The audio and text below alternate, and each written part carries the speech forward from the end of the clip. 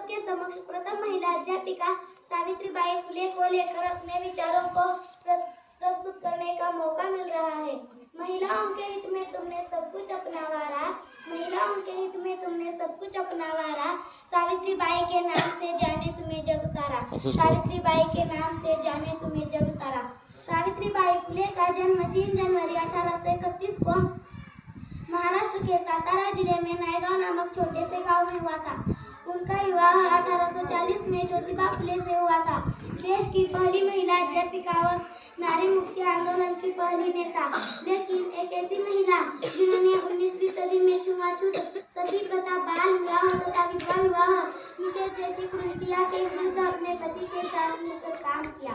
बाल उम्र में ब्याह रचा ज्योतिबा संग तुम्हारा, बाल उम्र में ब्याह रचा ज्योतिबा संग तुम्हारा, कदम कदम पर जीवन में मिला उसका सहारा, कदम कदम पर जीवन में मिला उसका सहारा। सामाजिक कार्यों में केवल हाथ बटाया बल्कि अनेक बार उनका मार्गदर्शन भी किया। भारत में नारी शिक्षा के खातिर किए गए पहले प्रयास के रूप में महात्मा फुले ने अपने खेत में आम के वृक्ष के नीचे विद्यालय शुरू किया। यह स्त्री शिक्षा की सबसे पहली प्रयोगशाला भी थी, जिसमें सगुनाबाई क्षीरसागर व सावित्री विद्यार्थी थी।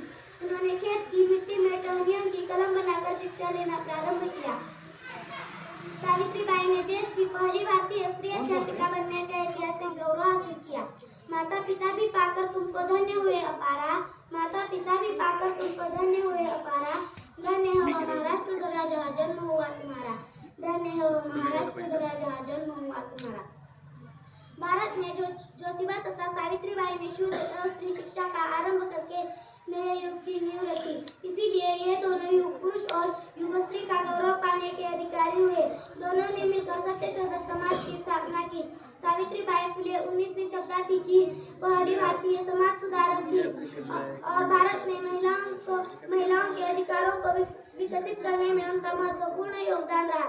सावित्रीबाई फुले और दत्तक पुत्र यशवंतराव ने वैश्विक स्तर 1897 में मरीजों का इलाज करने के लिए अस्पताल खोल रखा था।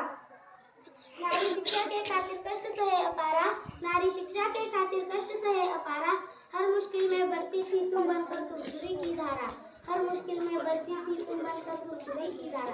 उनका अस्पताल पुणे के हड़पसर में सासने माला में स्थित है। उनका अस्पताल खुली प्राकृतिक जगह पर स्थित है। अपने विविध सुविधाएं प्रदान करती इस तरह मरीजों का इलाज करते करते वह खुद एक दिन मरीज बन गई और इसी के चलते 10 मार्च 1897 में उनकी मृत्यु हो गई। युगों युगों तक अमर रहेगा स्त्री शिक्षा में योगदान तुम्हारा, युगों युगों तक अमर रहेगा स्त्री शिक्षा में योगदान तुम्हारा। दृढ़ संकल्पों से तुम्हारा रोजगार की सहारा, दृढ़ संकल्पों से तुम्हारा रोजगार की सहारा। सावित्रीबाई पूरे देश की महानायिका है। हर बिरादरी और धर्म के लिए उन्होंने काम किया।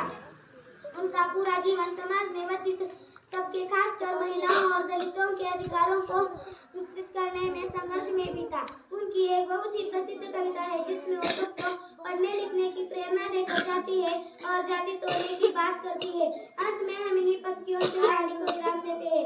जब तक दुनिया में सूरज चांद रहेगा, जब तक दुनिया में सूरज चांद रहेगा, तब तक सावित्रीबाई फुले का कार्य अमर रहेगा, तब तक सावित्रीबाई फुले का कार्य अमर रहेगा।